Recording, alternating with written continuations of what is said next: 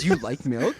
I mean, I like milk, but like I like to slowly eat my cereal. You like it like that. Yeah, Oh, I like it. I want my dry. It scratch in your mouth the whole way. Yeah. Okay. Yep. I know it's right. kind of a cop. It feels like a cop-out answer, but No, man. I feel like I'm learning a lot about you somehow. no, my Captain Crunch addiction, man. It's bad. Do you eat cereal with milk at all? Ah. When's the last time you did? I was a kid, probably Really? when I was a kid, Dude. Yeah, Okay. no, I don't. I'm not a big milk. I think in we're my probably. cereal I think guy, we're guess. probably we. Honestly, we might cold open the episode with this moment right here because that's interesting. Yeah, I think it's an interesting way. Uh-huh. Yeah. Could you just stick your hand out near like kind of where my head would probably be about? Perfect. Flip this so we can see ourselves. Cool. All right. Oh, dude, a little This is a little tidbit too for the snap transitions. Yeah. That snap isn't a real snap; it's all fake. So Really? Yeah. So if you like do that, even it'll like right there. There was no sound. Yeah. No Where's sound. the I'm snap? Where's the adding snap? all the snaps. Oh. All right, guys, and welcome back to the Barrels and the Bourbon, episode 7. Today we are actually here with Henry. Hello. Henry is a cook here. You've been here for a while, actually. Right? Yeah, about 2.5 years. 2.5 years? Yeah, 2.5 years. It's like I knew it was a minute. Yeah.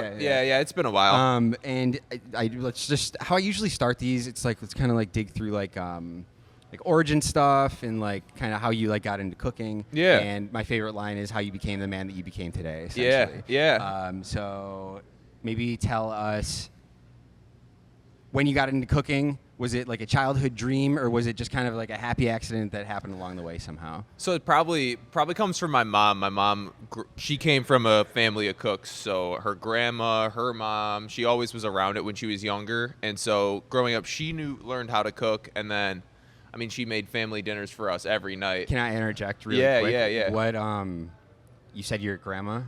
I started? never knew my grandma, but my mom's mom, yeah, she taught my mom how to cook. What are you like? Are you Italian? Yeah. We got some Sicilian, Italian. There's a lot of blood, a lot of like Italian cooking. Yes, happening. my mom's sauce is legendary. Okay, cool, man. Yeah, this is actually. But I was trying to dip my toes into that and like slowly ask like, "Are you Italian?" without saying it. Yeah, no. My favorite meal of hers though, she's got this potato stew she makes. It's like a baked potato, but it's like a soup. It's everything. It's got the chives, the sour cream, the bacon bits. It's so good though. So it's okay. A baked potato stew. Baked potato stew. So yeah. you bake the potato. Yeah, bake the potato and some like with the flour, the sour cream. It's delicious though. Okay. It's delicious. And then what? You're chopping it up and putting it in a stew. Okay, that actually Yep. does sound good. It's All so right, good. cool. There's some things with food that I've. It's one that you gotta try it. I You know. know. So we talk about this a lot on the podcast, how picky I am with eating. Oh, really? And I'm sure that most of the people like in this restaurant know about that in general, like, Yeah. about my picky eating. Uh-huh. But there's a lot of things that unless I've actually eaten it, I can't picture it. I don't have no idea. Like to Yeah. me, when you just said that to me, like the concept makes sense. But it just seems like as soon as the potato goes in the stew, now it's just like kind of floating around. You know what I mean? Like I No, have it's like concept. a thicker. Yeah, I know what you mean. I have no concept. Uh-huh. Yeah. Even I think I just had an aioli for the first time in years. Really? Which one? Dude, it was maybe One here? not here. No, I was helping my fiance with. She's a florist. Oh, really? So she had a wedding like out in Geneva or something. Cool. So we were helping. She bought me a breakfast sandwich, a little brekkie Sammy, and it had an aioli. Like it was slid under the cheese, so I Nice. didn't notice it. Nice. But I don't Yeah. like aiolis. Oh. But I actually didn't even recognize that it was an aioli, and like she kept it cool, and she was like, "It's probably a butter thing." And I was like, "Yeah, okay, it's all right." And I didn't mind it, but I would have preferred it to not be on there. Gotcha. Even the whole time when I didn't know it was an aioli, I was like, uh-huh. I could do without this. Yeah. It's one like I feel like a lot of stuff like that. If it's kind of hidden in there, you really won't pick up on Yeah. it. But I'm looking. You though, know, that's yeah, the thing. you're looking for it. You're looking for I'm it. that kind of person The who's picky like, eaters, oh yeah. dude, yeah. Like, I asked for no onions. Inspecting and them, yeah. It kind of tastes like it was the lettuce next to the onion. Yeah. But anyway. That's awesome. All right, so we kind of asked like really serious, like hot seat type questions here, Yep, right? yep. So I do want to know if you could only use one kitchen tool for the rest of your life, what would it be and why? You know, it's got to be like a stainless steel pan. I feel like it's the most versatile. Like you can do anything in a stainless steel pan. There's a lot of you could probably Google a meal that only requires a stainless steel pan. I feel like 100%. it's super easy. You Yeah. know, it's just put some oil in the pan and then you can just shake it with the. This is what I was going to say. dump How it do we right onto the how do we plate, circumvent you know? the issue of not having anything other than the pan? Yeah. I feel like with stainless steel pans too, if you get them hot enough, nothing will stick to it. This is a good so point, you just yeah. kind of can shake it, and This is a good it'll point. mix it all together for you. Okay. Kind of just either that or like a knife, probably, because a knife you can mix, you can cut, you can even like kind of scoop things up on the And side. you can kind of and- like that was what I was gonna pick. Yeah, Like for yeah. my one tool would have been a knife, like a longer knife, because then I can like skewer the thing. Yeah, And yeah. now if I have a fire, I Yeah. can just like kind of There cook you- it over a fire. That's true. That's Yeah. true. I was gonna say, yeah, but you're only making salads. But I guess you could kind of skewer Sure. something. You know, Sure. that would work. Yeah. That would work. This one I asked my friend this the other day actually. If you could have one superpower in the kitchen. Superpower in the kitchen. So like it's a kitchen superpower related. Like it's Oh. not like flying. Oh, I got a good It's like one. more kitchen, and then also there's a part B Okay. to this. Who would the villain be for that? Who would like, the villain Yeah, who's be? like the villain for, and like what's their superpower like against Ooh. yours? Okay, so my superpower, I know I'd be able to walk through things. So when Dude, the that line is is crowded, that is a great answer. when the line is crowded, I'm walking right through it. I'm Okay. getting right to the other side. My supervillain would probably be like a evil dishwasher. Yeah. Like always in my way. I never have pans ready or something. I don't know. That actually threw me. That was such a good answer. Oh, Like, but 'cause it's that the would, worst. that would, I'd never, that's a cook answer. Because like, it's like, if this wasn't here, I could get there so much faster type. Yeah. No, that's the worst part when you're on the line and there's like 4 people here and there's probably a dishwasher in the corner and you can't get around, you can't get past anyone. So the line gets too crowded. But if I could walk through it, that'd be Okay. the best. Okay. That'd be the best. Just walk right through people. Okay, when I'm off the clock, Mm-hmm. I guess I'm not really cooking food, so it doesn't really matter. But I have guilty food pleasures, Yeah, right? yeah. My favorite one recently is chocolate covered Oreos. Okay, all right. They're good. I haven't done a Yeah. chocolate covered Oreo before, but that sounds good, yeah. I haven't never made it myself, Yeah. but that is my guilty food pleasure. There you go. But as a cook, what is your guilty food pleasure when you're off the clock, when you're not here? So You I can feel make like- I feel like anything I'm you gonna- want. I feel like I'm going to disappoint a little here because That's I'm not a big fantastic. cook. I'm excited now. I'm not a big cook Yeah. outside of but I have a very bad cereal addiction at midnight. You're giving me good answers. Captain Crunch with berries Dude, at midnight. yeah. At I'm midnight? telling you, no Okay. milk, dry as a bone. Wait, are you serious? Yeah, no milk. You're just like scooping Just it? put it right in. No spoon either. I'm just like one by one You're at a just scooping time. it like it's like a bag of chips. Yep. Do you like milk? I mean, I like milk, but like I like to slowly eat my cereal. You like it like that. Yeah, Oh, I you like want it. it. I You want want you my want dry. it scratch in your mouth the whole way. Okay. Yep. I know it's right. kind of a cop. It feels like a cop out answer, but No, man. I feel like I'm learning a lot about you somehow. no, my Captain Crunch addiction, man. It's bad. It's not. That's interesting. I love the answer, cereal, because I love cereal too. I don't eat it as much as I would like to, but it's interesting that it's dry. Oh yeah. I don't No like milk. milk, but I have almond milk that I use for it because I There don't you like go. milk, especially Yep. late at night when I also typically eat cereal. Yeah.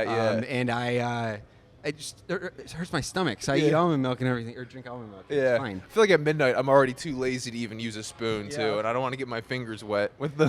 Do you eat cereal with milk at all? When's the last time you did? I was a kid probably Really? when I was a kid. Dude, Yeah, okay. no, I don't. I'm not a big milk. I think in we're my probably. cereal I think guy, we're guess. probably we.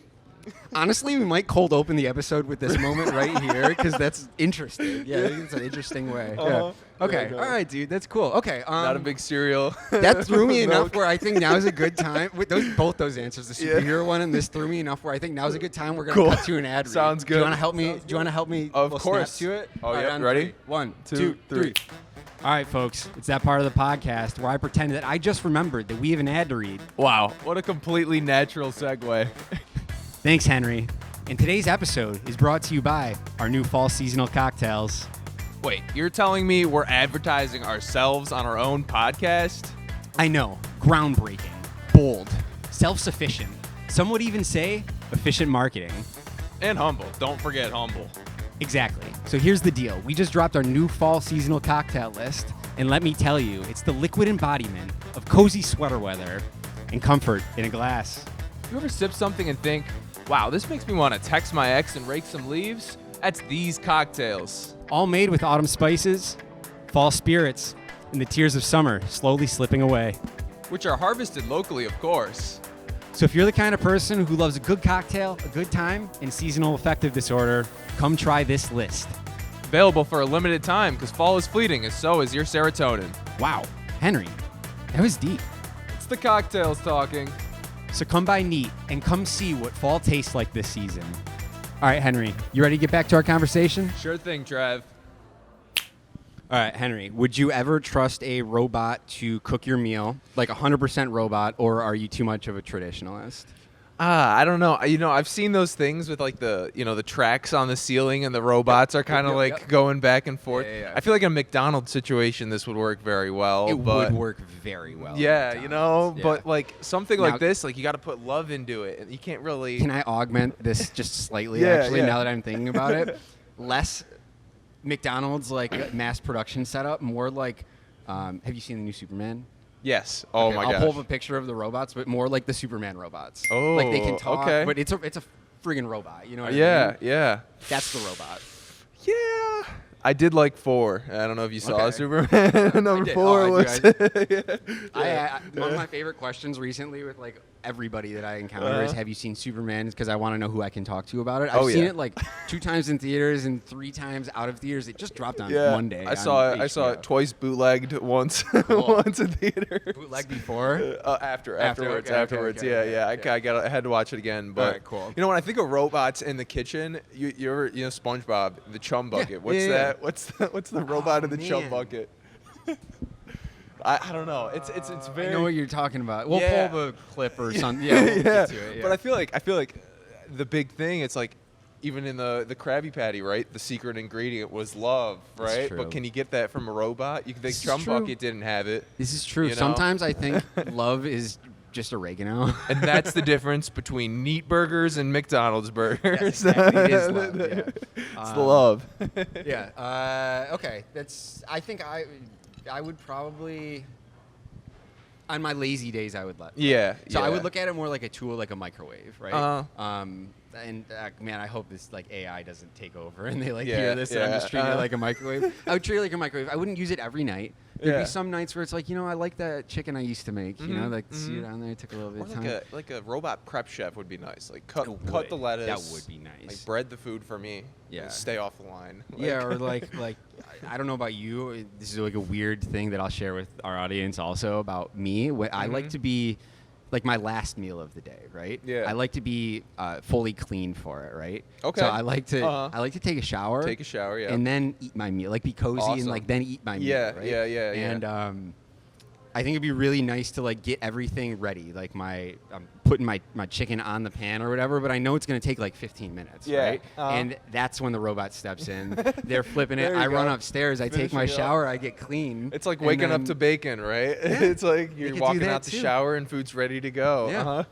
Okay. Awesome, All right. Cool. awesome. Okay. We'll move on. Next question. Next hot seat question. If you had this is like kind of food philosophy, more like logistical though. I Uh-huh. guess if you had 10 minutes to cook a dinner party, like all of a sudden you planned it. Also, Uh-huh. you planned it. You like invited all your friends over, Mhm. and you're like, we got this dinner party. It's happening on October Yeah. 1st, and all of a sudden it is October 1st. It's October You 1st. and you set an alarm on your phone, but you accidentally only hit the 10 minutes before one. Oh, and then God. for some reason that's So- there. Who knows? And now you have to cook a dinner party in 10 minutes. So am I here?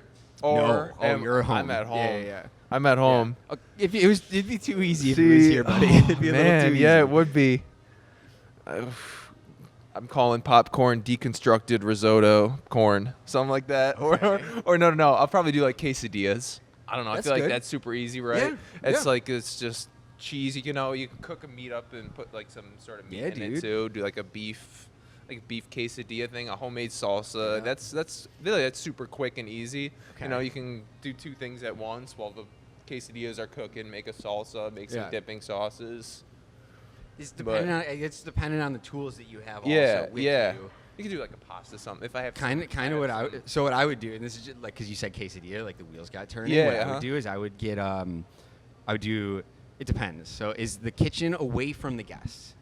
In my head, if it is, then Mhm. what I'm doing is I'm doing nachos, right? And what I'm gonna do, I'm just making plates of nachos. Yep. And I'm putting them in the microwave, and I'm Perfect. just like melting the cheese on it or Yeah, whatever. Putting it yeah. out and going like, it's my favorite. We just did that the other night. Yeah, Yeah, it's fantastic. Uh-huh. And then we just keep ripping plates of nachos out there. Yep. And people just keep eating them, but we're like pumping them out Easy. through like the microwave as fast as we can. Yeah. If it's open and people Uh-huh. can see what I'm doing, then I'm going to do like, hopefully I have some kind of like meat or like steak in the fridge or Yeah. freezer. Uh-huh. I'm gonna cut it up into chunks, and then I'm gonna get like some kind of little burner. I'm gonna be we're doing what is it? Where you like cook it over on yourself, like Korean barbecue or whatever. Oh, yeah. Korean barbecue. Like Yeah. they give you the stone. Yeah, throw the softball back over at the guests and be like, now you're cooking. Yep, Actually. yep. There you go. That's probably an easy way to do it, Yeah, right? yeah. Have them It's do fun. it themselves. Yeah, it's fun Yeah, too. it's Uh-huh. a little bit of fun, That's silly cool. fun times. That's a to good the event. answer. Yeah. I should have thought of that. All right, Henry. I think that sometimes cooking falls like kind of in this weird, like middle ground of like art and science at the same time.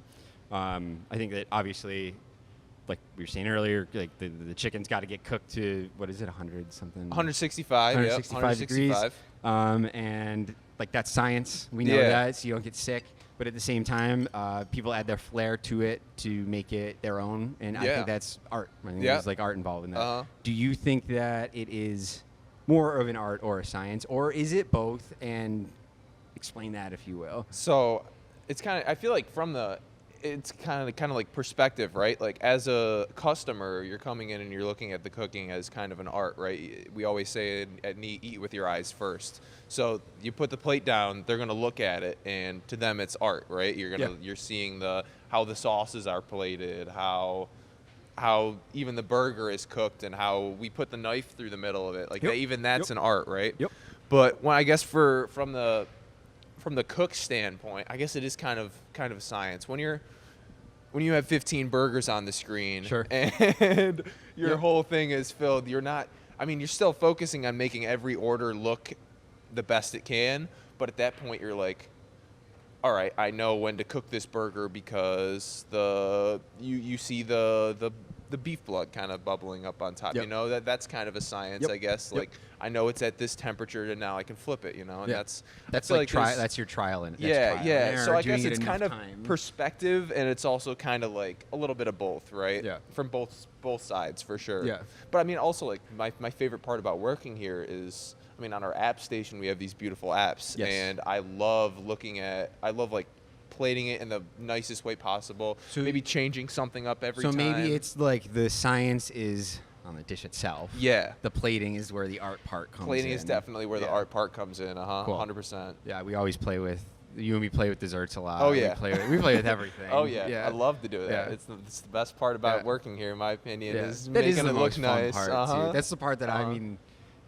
I jump in on that part. You guys are Yeah. you guys are in the trenches on it, but like I jump in and I'm It's like, like arts oh, and let's make this look crafts. really Uh-huh. pretty for the Instagram. Yeah. Yep. No, I totally agree with that too. It's super cool. I mean, Yeah, it's a good time. All right, we're probably gonna cut to another ad read because we gotta, cool. keep the lights on. Yep, We don't have the yep, biggest yep. budget Yeah, on I this get it, podcast. I get so it. Uh-huh. want to help me again? We'll cut on Of three. course. All right, 1, 2, 3. Going up to need to get some whiskey in my hand. Going up to need so I can feel something again. Going up to need to get some good drinks and good food. But how about you? You coming cool? I see you here real soon.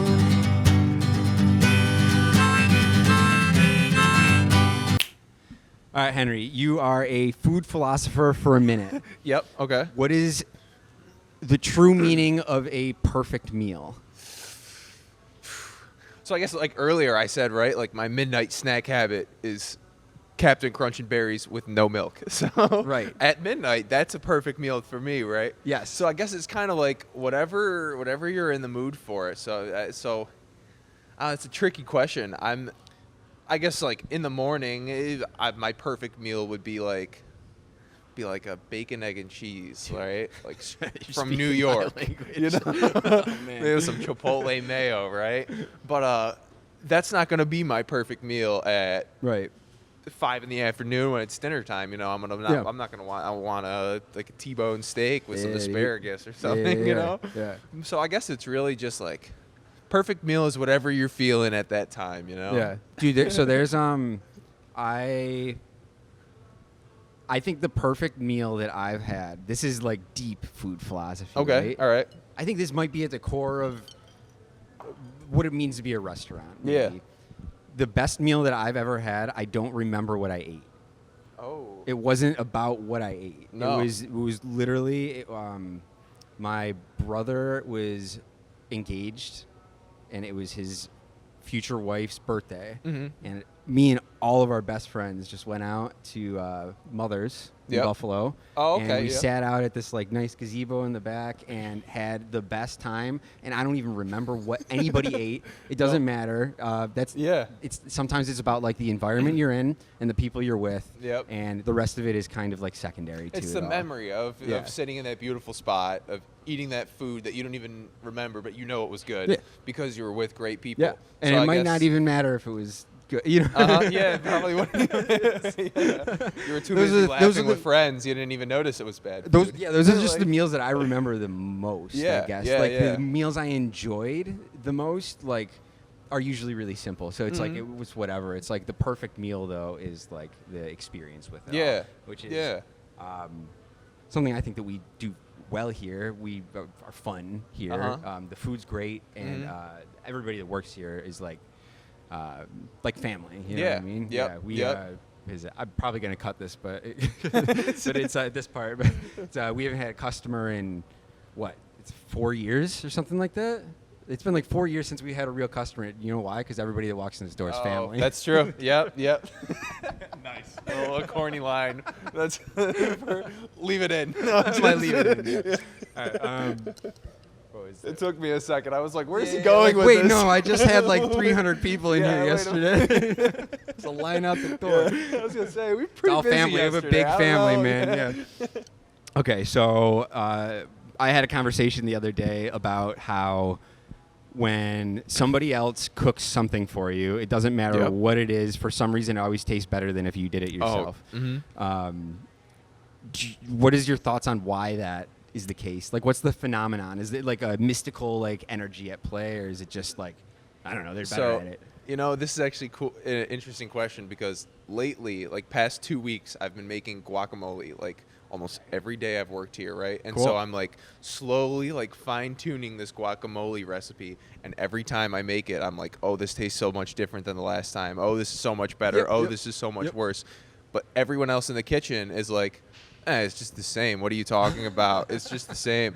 And so I think what it is like, because I see exactly what I'm putting in there and I can compare it to what I've done the last Yep. couple times, that I notice like, I did this wrong.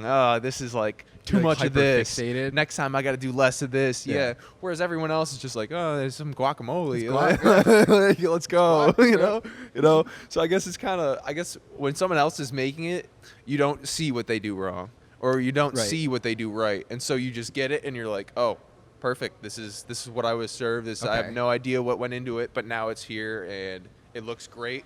And Do you have any dishes that we can like use this as like compare, like dishes that you've had that you thought are phenomenal that you've tried to recreate and have never quite been able to do it? Like to taste like that way that you're like, oh, I want it to taste like that. yeah. Probably like a chicken leek pot pie. My dad. What? A chicken and leek pot pie. My dad Okay. makes chicken leek pot pies, and I've tried to remake it before using the same ingredients. It just wasn't the same. It seems wasn't the same it at seems all. to be something that your parents Yeah, made yeah, that you yeah. can never It's recreate. the one. It's like, you know how sometimes like people have the one thing their dad makes. Yeah. Once every French 3 toast. years, Yeah. and it's French the toast, best. my dad. Yeah, Yeah, French yeah. toast, Yeah. right?